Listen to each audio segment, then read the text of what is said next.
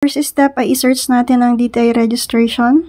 Tapos i-click natin yung BNRS. I-agree natin yan, guys.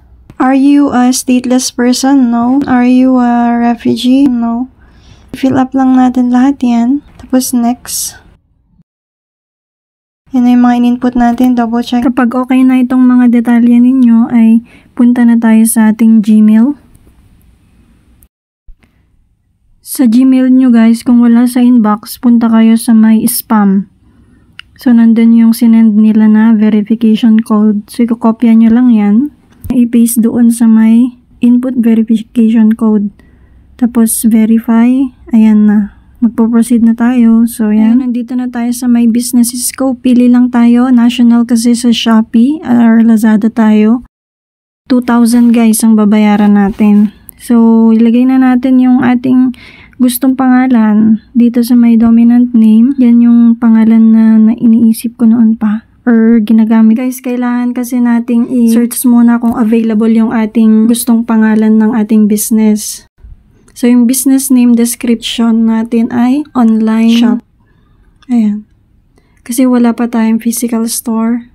Sa bahay lang tayo, home base. Kaya yan muna gamitin natin. And then, saka natin i-click yung check name availability.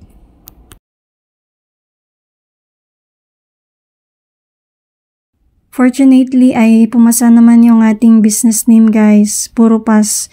Kapag may isang red dyan na nagsasabi na failed, so papalitan natin. Baguhin natin yung i-revise natin, ganun. Click natin next. At ito na guys yung ating babayaran. Tumataginting na 2,000 registration fee at 30 pesos documentary stamp for a total of 2,030 pesos. So, do you want to proceed? Yes. Merong lalabas na reference code. Kopyahin natin. Ilagay natin yung ating business address at residence address. Click natin yung copy kung parehas lang. And then yung owner's TIN.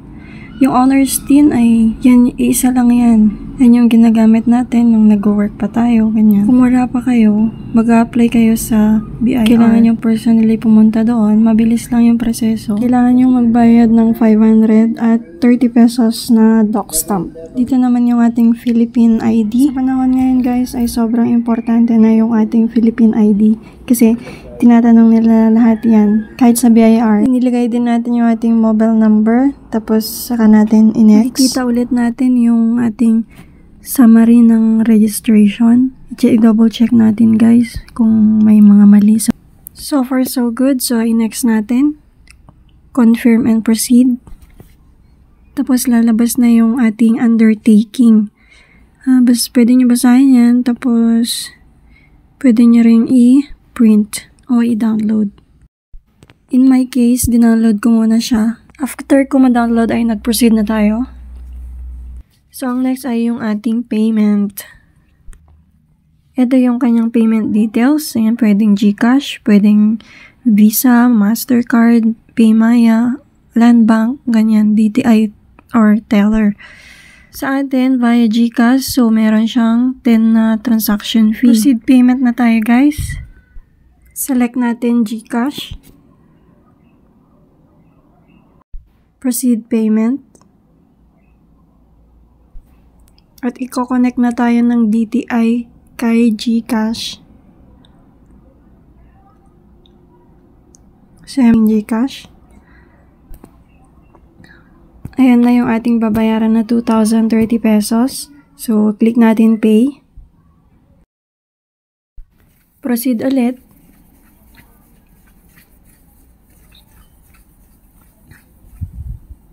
So, yan. Nabayaran na natin, guys. Bumalik na tayo dito sa DTI BNRS. Huwag kayong mabahala, guys, dahil tapos na yung ating registration. So, ang kailangan natin gawin ngayon ay i-download yung ating ipiprint na DTI certificate. So, click natin Transaction Inquiry.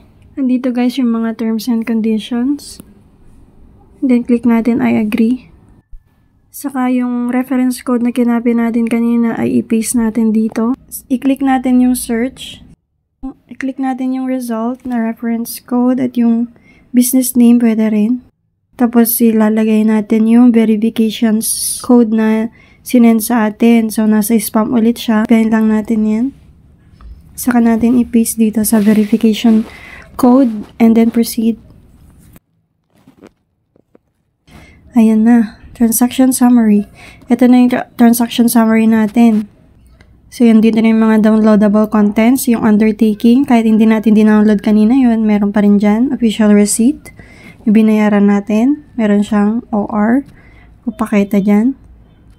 At yung ating certificate, syempre.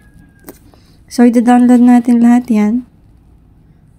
Papakita ko sa inyo mamaya.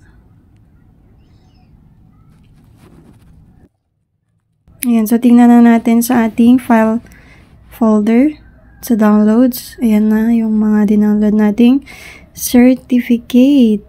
So, meron na tayong certificate of business name. Registration. Yahoo! Saya, diba? Pero napatuki tayo dun, guys.